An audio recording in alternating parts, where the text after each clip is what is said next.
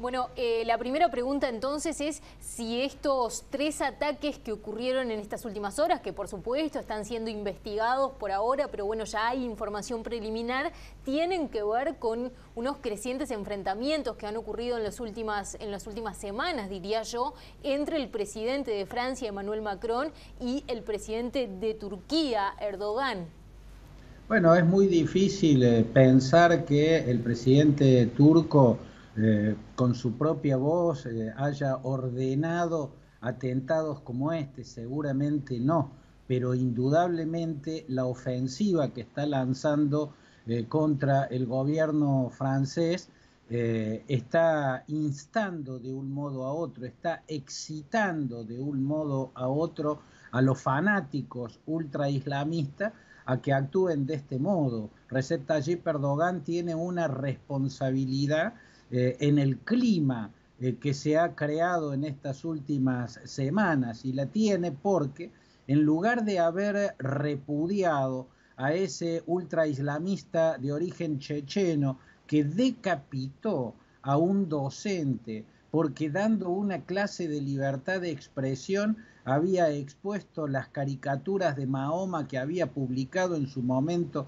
el semanario satírico Charlie Hebdo, y por la cual fanáticos ultraislamistas perpetraron una masacre de redactores y de dibujantes de esa revista. En lugar de haber repudiado al hombre que decapitó al profesor que dio la clase sobre libertad de expresión, lo que hizo Erdogan fue repudiar al presidente de Francia por haber defendido de manera irrestricta y cerrada la libertad de expresión en Francia. ¿Dónde lo hizo Macron? En el homenaje a ese profesor que se realizó en la Universidad de la Sorbona. Y esto es desopilante y esto es inquietante.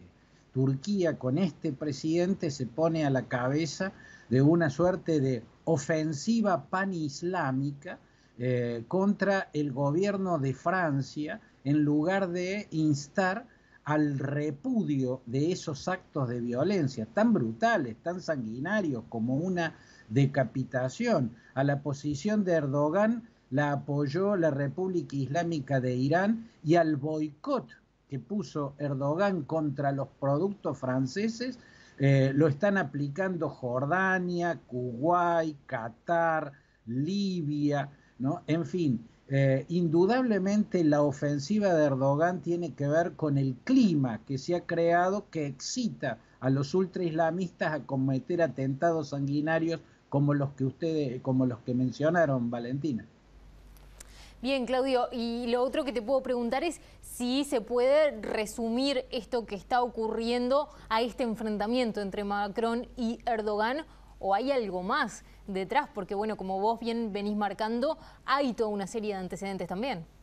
Sí, y hay, digamos, una suerte de cruzada medieval que lo tiene a la cabeza a Erdogan, al presidente de Turquía. Por estas horas, el ejército azerbaiyano, con el apoyo de Turquía, sigue bombardeando y lanzando una ofensiva implacable contra un enclave armenio que Stalin le había dado a los azerbaiyanos, el enclave de Nagorno-Karabaj. El mundo no está moviendo un dedo en defensa de esos armenios que seguramente van a ser masivamente deportados si se impone, si triunfa el objetivo que planteó Recep Tayyip Erdogan. Yo creo que esto es parte de una ofensiva múltiple. Estamos viendo a un líder turco que proclamó al convertir el mezquita, la basílica de Santa Sofía, un renacer del Islam desde Bujará hasta Al-Andalus.